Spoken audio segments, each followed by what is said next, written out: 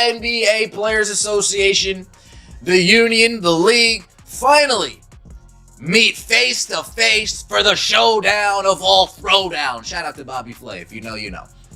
Head to head, talking CBA, negotiating a deal, and it went exactly as we expected. The WNBA is basically playing with fire right now, and the worst part, there's no extinguisher in sight. From player meltdowns to fans disappearing like Houdini, this league feels like it's one viral TikTok rant away from collapsing on itself. Is this still a sports league or just a reality show in sneakers? Stick around, because we're breaking down how the WNBA might accidentally cancel itself. This spiral is messy, chaotic, and honestly, it's kind of hilarious. Let's dive in. A lockout is looming for the WNBA, and I think it's about time that people start recognizing that that is probably the direction of what is going to happen with the WNBA, as yesterday's meetings didn't seem to go all that well.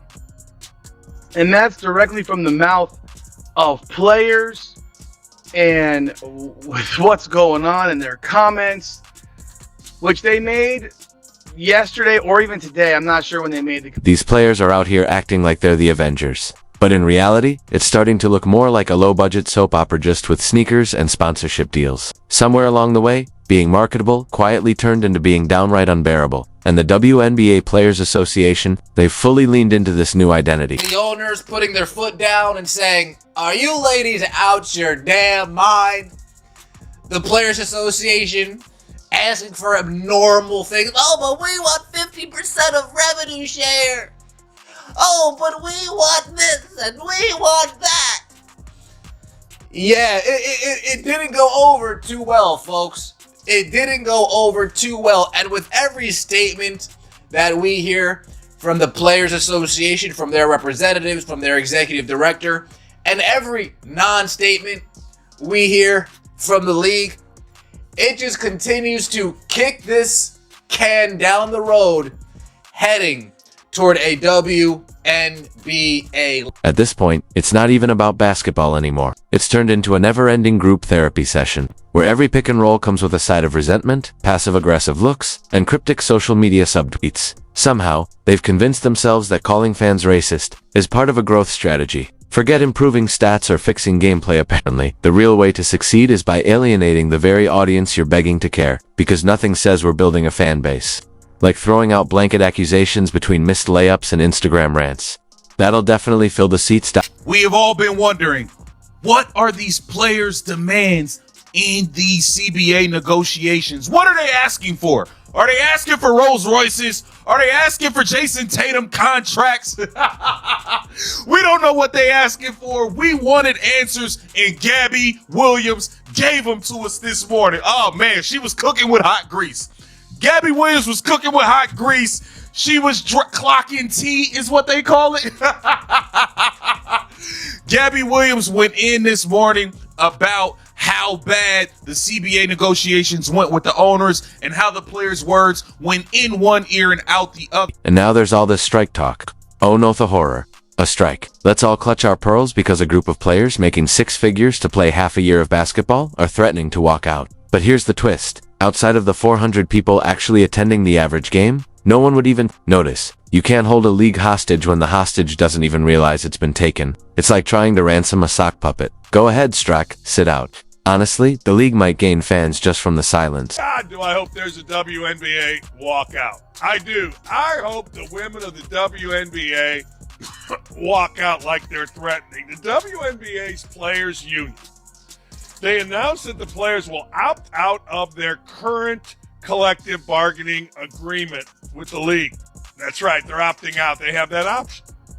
They announced just a day after the WNBA finals concluded that the New York Liberty, New York, which is good for the league, won. Big market. It won. Caitlin Clark, not a big market, but a big star. So they've won. But the league has lost, as we've talked about, $40 million.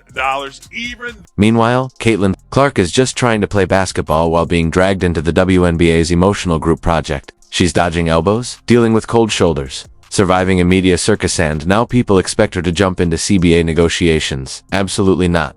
Caitlin, stay far away from that table. Those talks aren't about policy. They're a real housewives reunion with sneakers and union reps. The energy is toxic, the agendas are personal, and the room is heavy with jealousy disguised as solidarity. Imagine sitting next to players who treat success like it's a limited resource. To them, every jersey sold that doesn't have their name feels like a personal attack. They show up to media day with a chip on each shoulder, a third eye for imaginary insults, and a group chat ready to explode over the smallest compliment given to someone else. Caitlin Clark should be somewhere playing golf in peace, not sacrificing her sanity for a league that seems more interested in tearing down its rising stars than celebrating them. And let's not act like things are any smoother inside the union. The president of the WNBA Players Association can't even keep her own locker room from falling apart.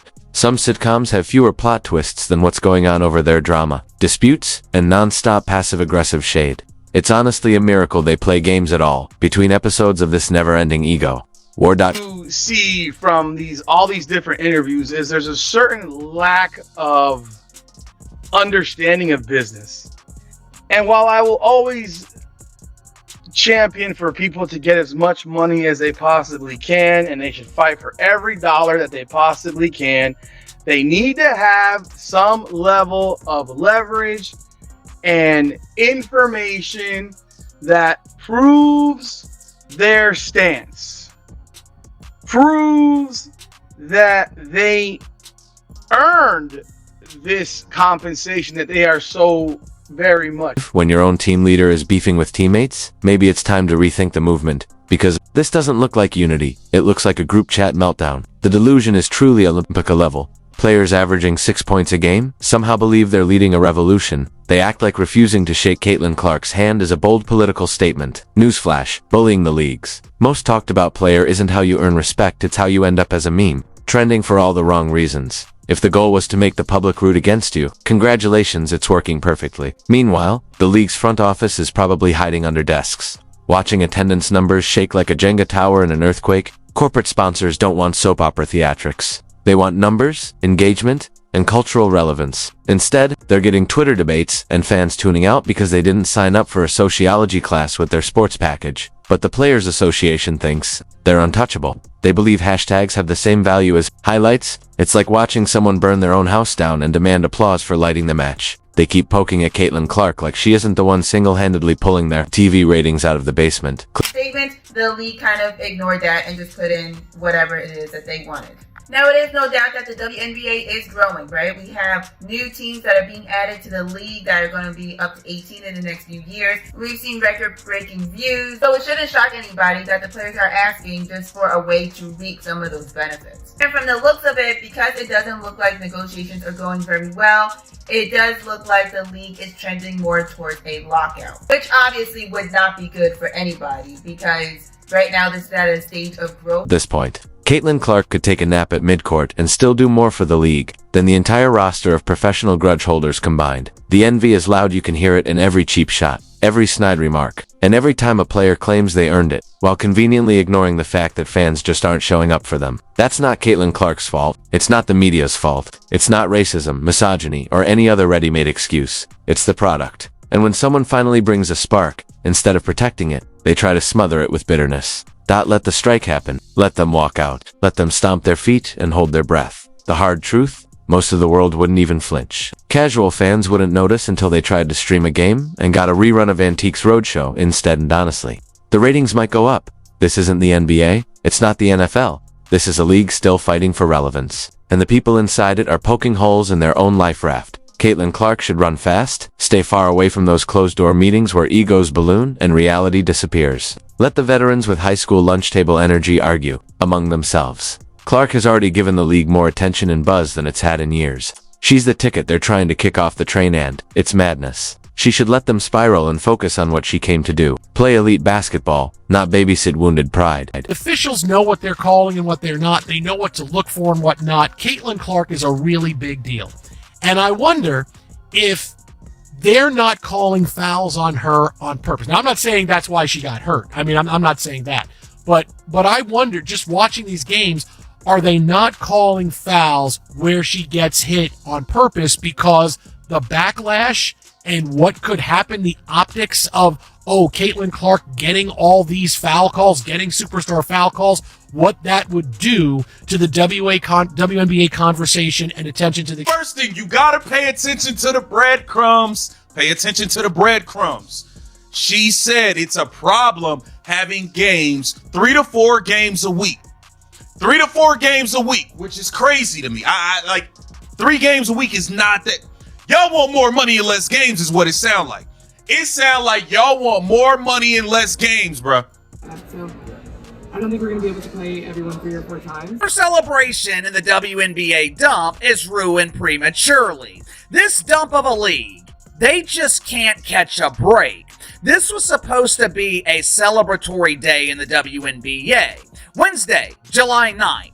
This was supposed to represent the immaculate return of the Great White Hope, the icon of icons, the star of stars. Mainly because, in their 3 decades of existence, the WNBA has never seen a star. The only stars WNBA players get to see are the ones in the sky. So it looks like new CBA negotiations are just not going well whatsoever. So according to reports, it seems like the league gave the WNBA players the new CBA offers and the players went and rejected it. Now, although we don't know the exact details as to what the league has offered, we know some of the reaction that the players have had. Like, for example, Brianna Stewart from the New York Liberty spoke out saying that it's extremely frustrating and basically they've ignored everything that they have asked for. Now, according to reports, the players are looking for improved conditions, increase in revenue sharing, and an increase in annual salaries. For what could be a make or break when it comes to the new CBA for the players. And, some of the news that we have seen of late has not really been too favorable towards the players. It's been, a lot of people coming up with various quoting, like A'ja Wilson was, kind of stunned by, thinking what the owners think of them. Sasha Sabali's been vocal, Angel Reese has been vocal. And it's been an entire black cloud, I would say, hanging over this